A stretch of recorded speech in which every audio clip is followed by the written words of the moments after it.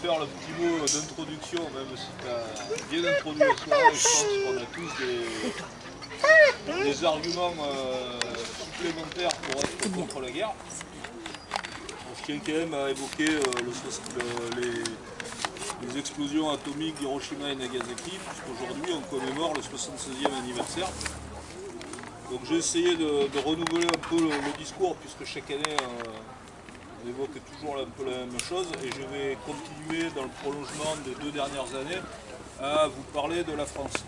Je sais pas si j'ai appuyé. Puisqu'on parle des bombardements atomiques d'Hiroshima et Nagasaki, mais vous le savez, la France a commis des essais atomiques de par le monde. Et cette année, le député Moetai Broverson a présenté une proposition de loi visant à réparer les conséquences des essais nucléaires. C'était en juin 2021. 61 ans, c'est le nombre d'années qui sépare les premiers essais nucléaires français de nos jours.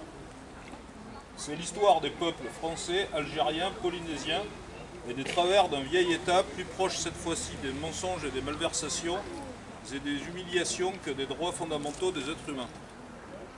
Au total, la France conduisit 210 essais nucléaires, dont 193 en Polynésie française.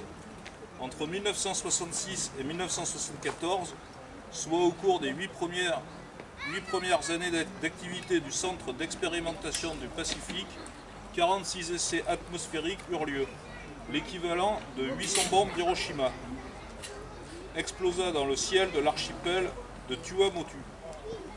Publié en mars 2021, le livre enquête Toxique de Sébastien Philippe et Thomas Statius révèle que plus de 110 000 Polynésiens ont pu être affectés par des retombées atmosphériques de ces essais atmosphériques.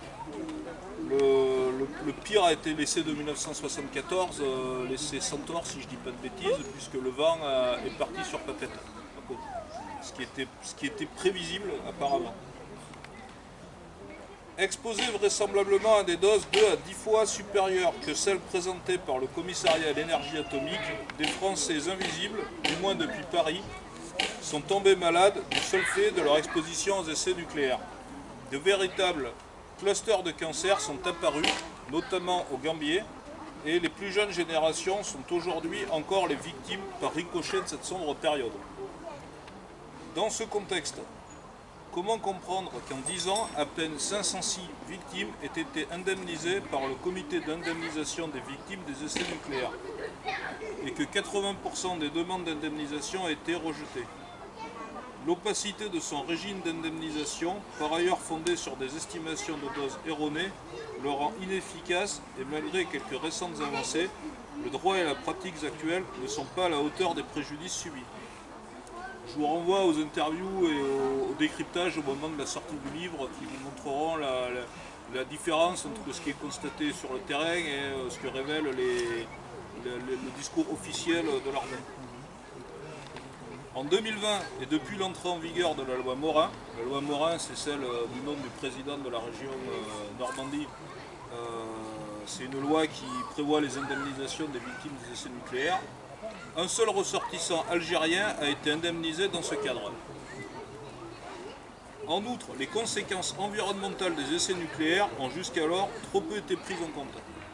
Rappelons que l'Algérie, qui est signataire du traité d'interdiction des armes nucléaires, a encore demandé cette année que les zones qui ont servi aux expérimentations nucléaires françaises soient dépolluées.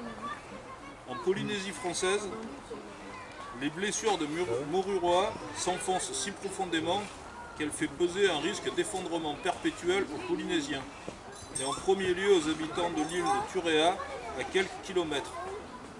Les failles causées par les essais nucléaires sont apparues dans les zones où sont stockés les déchets radioactifs de l'armée. Un effondrement signifierait alors que la radioactivité se répande sur nous et dans tout le Pacifique Sud. Un grand plan de dépollution et de traitement des déchets nucléaires est urgent pour les populations polynésiennes, mais aussi pour la France. Comme de bien entendu, cette proposition de loi a été rejetée. En ce 76e anniversaire d'Hiroshima et Nagasaki, il faut bien sûr avoir une pensée pour les victimes japonaises de ces premiers bombardements atomiques.